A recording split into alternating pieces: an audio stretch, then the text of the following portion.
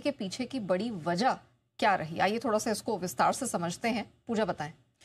बिल्कुल, काफ़ी बड़े अनाउंसमेंट हुए आरबीआई की पॉलिसी में। पहला तो था ईसीएल फ्रेमवर्क को लागू करने की घोषणा कर दी है और इसमें बैंकों को होने वाले एनपीए का पहले ही यहाँ पर आकलन करना होगा।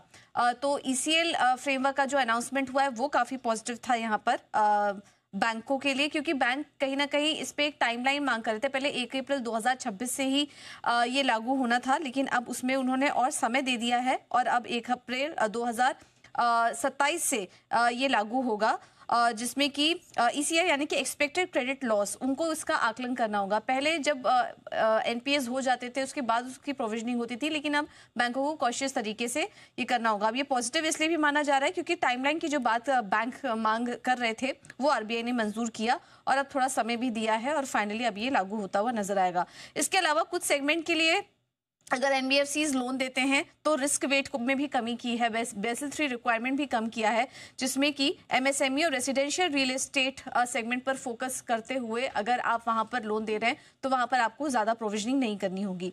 बैंक डिपॉजिट इंश्योरेंस के लिए रिस्क बेस्ड प्राइसिंग यहाँ पर हो गई है। पहले बैंकों ने डिपॉजिट इंश्योरेंस प्रीमियम बढ़ाने पर आपत्ति जताई थी, लेकिन अब उन्होंने कहा है कि रिस्क के हिसाब से ये प्रीमियम लागू हो, तो कहीं ना कहीं ये बड़े बैंकों के लिए पॉजिटिव है। एनबीएफसीज के रिस्क वेट पर कमी हुई है। एनबीएफसी के द्वारा इंफ्रा फाइनेंसिंग प्रोविजन अब उनको कम करनी पड़ेगी। हाई क्वालिटी जो इंफ्रा प्रोजेक्ट्स हैं उनके फाइनेंस पर प्रोविजनिंग कम लगेगी। अब इसके चलते हम देख सकते थे आरईसी पीएफसी जैसे जो स्टॉक्स हैं वो फोकस में रहेंगे। एक और बड़ी घोषणा हुई और जिसके बाद हम देख रहे हैं कि तमाम जो यहाँ पर आज हाउसिंग फाइनेंस कंपनियां थी, एचडीबी फाइनेंशियल जैसी जो कंपनियां थी वो आज फोकस में थी। बैंक्स और एनबीएफसीज पर अब एक तरह के कारोबार को लेकर जो पहले नियम सख्त थे वो हटा दिए हैं। पिछले साल अक्टूबर में बैंक्स एनबीएफसीज ओवरलैप पर लगाए थे, ये जो रोक है वो लगाई गई थी। जो बैंक एनबीएफसीज को ओन करते हैं उन्हें हिस्सेदारी या विनिवेश करने की अब जरूरत नहीं पड़ेगी नए नियम के मुताबिक। और इससे हम देखेंगे कि HDFC bank, ICICI bank, axis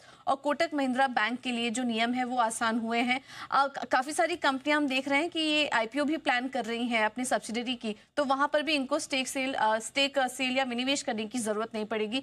तो एक बड़ा ओवरहैंग था इन बैंकों के लिए जो कम हुआ है। ये जो ओवरलैप को लेकर यहाँ पर ढील दी गई है, तो काफ़ी बड़ी घोषणाएं हुई हैं आज इस पूरे सेक्टर के लिए।